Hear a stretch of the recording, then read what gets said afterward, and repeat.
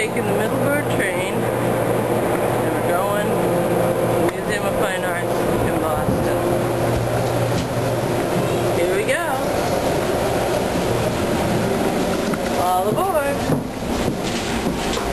So we're on the train, on the way to Boston. Getting there.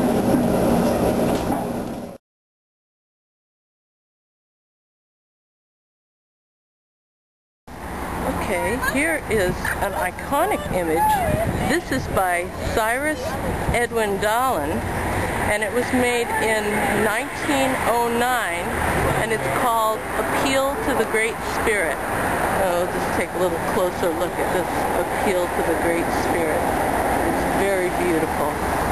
The crane in the background that you see is part of all the construction work that is going on to make the museum more beautiful. That is some nice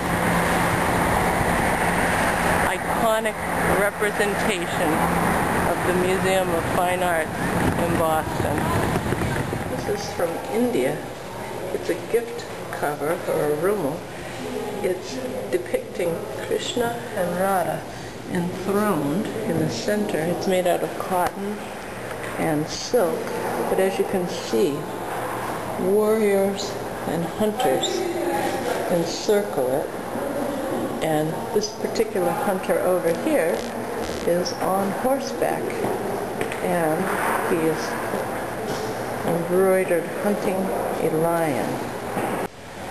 This is a helmet from Iran or Eastern Turkey from 249 BC to about 224 AD. It's made out of brass, and although it has been also made out of fabric or leather. But again, aren't you glad that helmets have changed? These are both Roman pieces. The date's uncertain. It's around the 1st century AD. They're both Aurora driving a chariot. This one is layered onyx Machinio, and this one is sardonyx, also in a cameo. Aurora driving a chariot. This beautiful landscape scene is by Karl Dujardin. He's Dutch. It was painted around 1660. It is an oil on canvas, and it is called Horseman Watering His Horse.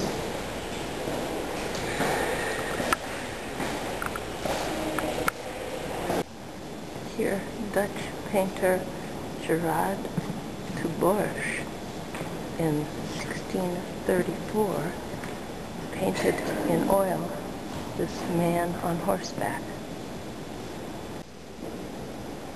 In this painting by Roland Jacobs Savary, he's Flemish. He painted it in 1615. It is called Forest Scene with Hunters. It's a very beautiful landscape. The castle in the background. Let me see if I can show you the hunters. There they are.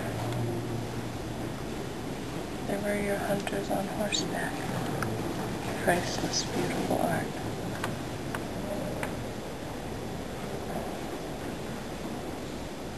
Painted in 1615.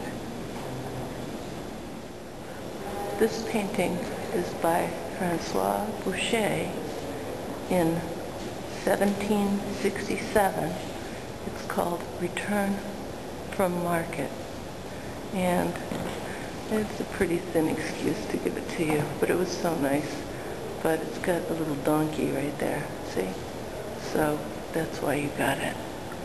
But it's got those pastel colors that you see in that era so often. It's so representative. I had to give you that. It's beautiful. Victor Pierre Puget is a French painter who painted this in about 1885. It's an oil. It is called Arabs on the March. And I think that's funny. And the reason I think that's funny is because, looky here, it is an Arab on an Arab. That's an Arabian horse. Isn't that nice? Very beautiful painting. Very lovely. This is an oil painting done in about 1860 by Albert Bierstadt. He is an American artist, and it's called View from the Wind River Mountains in Wyoming. And the horses in this one are these Native Americans who are coming down the path into this beautiful, beautiful valley scene. Wow, what a panoramic painting. And here are your horses in art in this oil painting. You almost fell into that painting, didn't you? It's very lush. It's very, very, very beautiful. It takes you right there. That's why they call it art. This painting is entitled simply Moonlight.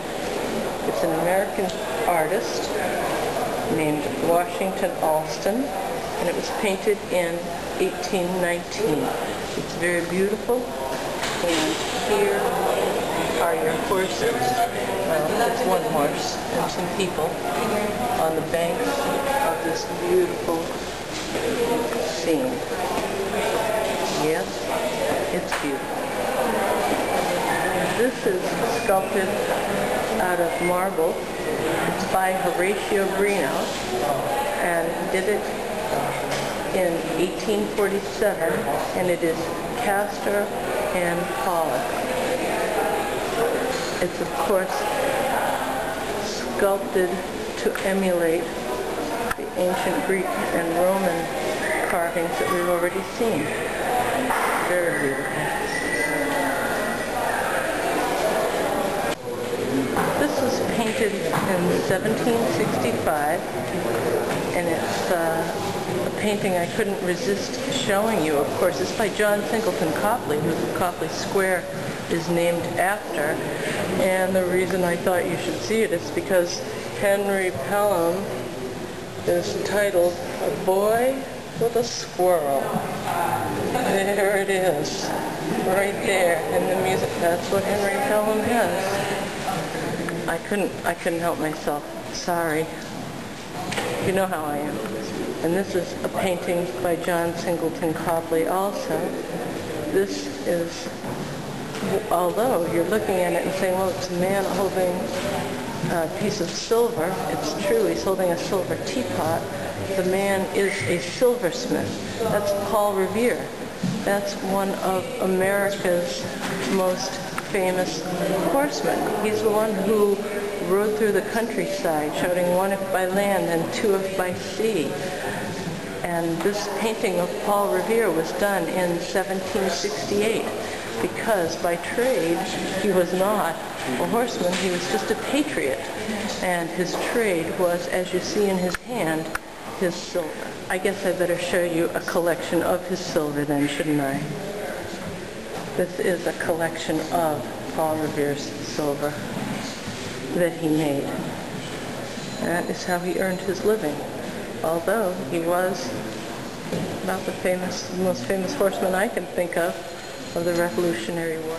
All right, this is another John Singleton Copley painting, and he's just wonderful, so I couldn't resist because this is one of everybody's favorite paintings.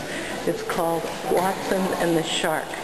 Now, there's no horse in it, but check out the shark.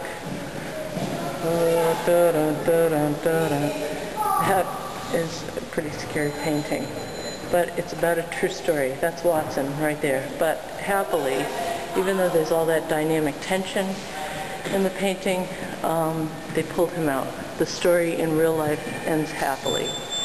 And the reason Watson is painted with no clothes on is because artists very often wanted a classical nude in their paintings to show their talent and skill at rendering the human body. So that's just a device to show the talent of the artist, which I have no doubt John Singleton Copley had talent.